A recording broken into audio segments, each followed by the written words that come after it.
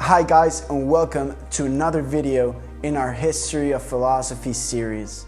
In our last video, we finished our pre-Socratic series. Now it would be logical to turn now to the Socratic period. But before we go on to the important figure of Socrates, we have to confront ourselves with a movement that was contemporary to him, the Sophists.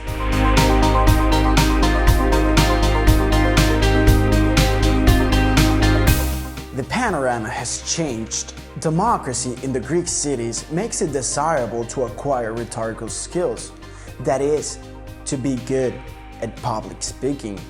And the Sophists, that in Greek means wise men, began to travel all around the different cities, teaching rhetorical skills and receiving a salary for it. But in addition to the new social situation and the new topics taught, the Sophists were fed up from the previous philosophy. The pre-Socratics had proposed many different things for the foundation of all reality, but it seemed that they could not arrive at an agreement, and consequently, nothing could be asserted with certainty. Attention turned towards men. They began to wonder how man should behave, whether one law in one city was valid in another city, or whether one law could be valid in all of time. In this new way of philosophizing, it seemed like the important thing was to convince, no matter what was being discussed. The two most important Sophists were Protagoras and Gorgias.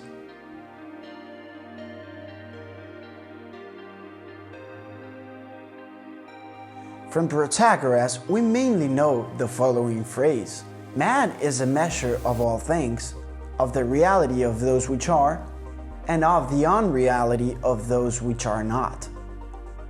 What is this? Another enigmatic phrase? It says that it's man who decides what things really are. Since the knowledge of reality necessarily passes through man, it is assumed that man is the one who chooses which conventions we should use. It would seem that reality doesn't say anything in itself, and that it's man that chooses which meaning we should assign to it. Man would be the measure of all things. This proposal is very interesting, and is partly true.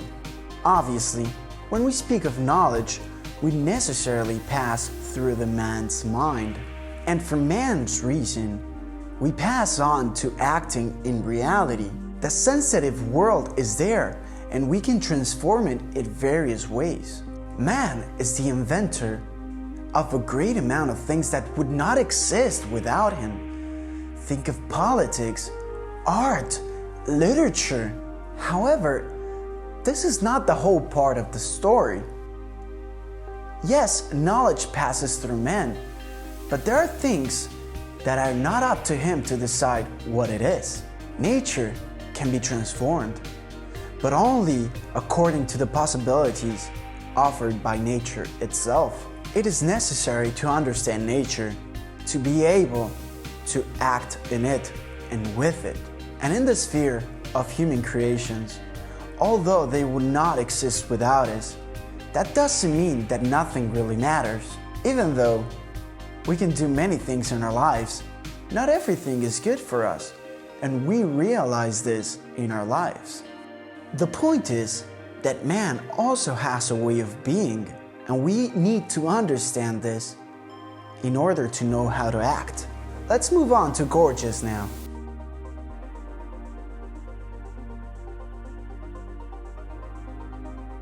Here you are probably gonna feel discouraged again.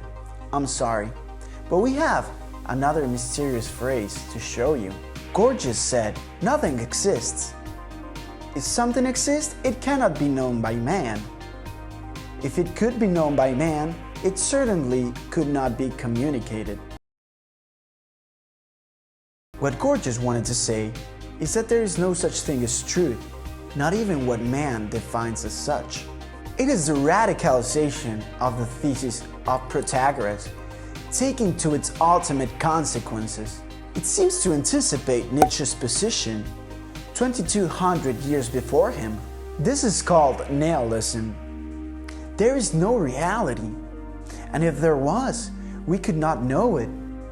But even if we could know it, we could not communicate it. The words we use are different from the things we try to express with them. And so all communication seems impossible because I don't know if the other person understands what I want to say with my words.